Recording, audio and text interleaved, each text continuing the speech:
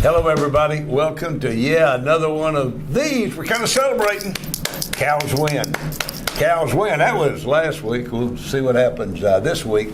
Want to introduce my old friend, kind of an illegitimate son of mine. That would be the Big Mac of love, Mac Engel, and I'm Mr. Randy. How you doing, son? Good. Thanks, Dad. Haven't seen you in a while. Where are those checks? Probably lost in the mail. We didn't need to talk about that. It's a good week, Randy. Ranger season's just about over. Things are going well out in Arlington. But we got a football team that's 2-1, headed towards 15-1. Ooh. Randy, the NFC East is so bad, it's hard not to be optimistic about your Dallas Cowboys football team. Let me say this. My optimistic outlook overflows. Runneth over. Because that NFC is East, excuse me. NFC East is stink-o. Here, you know what, though? Should we get excited? I mean, I'm getting a lot of emails from our readers. Thank you for reading the Star-Telegram. Thank you. Thank you a lot. We didn't know you were there. And they're saying, you're getting too gushy about the Cowboys. They only beat the Rams. Let me tell you something. They beat anybody. Be happy. Please be happy. And by the way, they didn't just beat those people, they dominated those people. Here's what I liked about this football team in that Rams game. First of all, let's go back a week earlier. This football team actually took that gut-stomping loss to the Chiefs in Kansas City. You know what, Mac? They took it personal.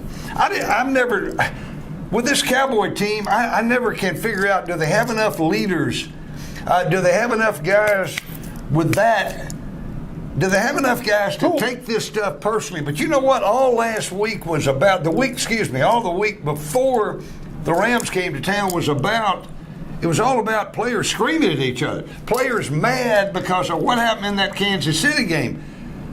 I think if you get that attitude going and you combine it with a little talent and you have some surprises, maybe my 8-8 prediction, maybe it'll be 7-9. Maybe. But who on that team? Because we both know Tony Romo's reluctant. Jason Witten can only say so much. So who on that team do you look at and say there's some? Because you and I both know you've been around it long enough. You can talk, but if you can't play and you're not a contributor, nobody's going to listen. Got your name. Got a name for you. Jason Hatcher. You might be right. Out of Grambling. Now here, Pride of Gina, Louisiana. See, here's what happens with a Jason Hatcher. Been around here a while. Solid player and a solid guy. Kind of a truth teller. But we never considered him important enough to be one of those guys who's going to speak up and deliver the sermon that people are going to listen to. But you know what he did last week? He spoke up, he delivered the sermon, and people listened to him. And you know why they're really listening now? Because he's good. This switch to the 4-3, yep, where he's now a defensive tackle instead of being in the 3-4 he was an end. He's played, let me tell you something, he's played butt-kicking good. He's been their best offseason acquisition. All they did was move him 2 feet. Thank you. And he has saved Jerry's butt. Let's call him the best offseason move. You moved absolutely one spot. Right.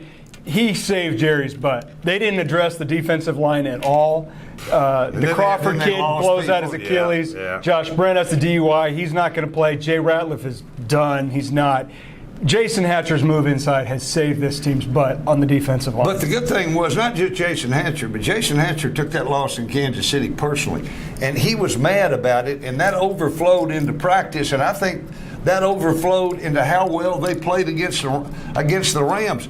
People got mad out there. I never seen enough Cowboy players get mad. At least the right kind of people, the leaders. Jason Hatcher. So you're buying Cowboys leadership. When was the last time you were around the good 90s? We're not doing the 90s thing, but when was the last time the Cowboys really had bona fide leadership that I can think of one guy?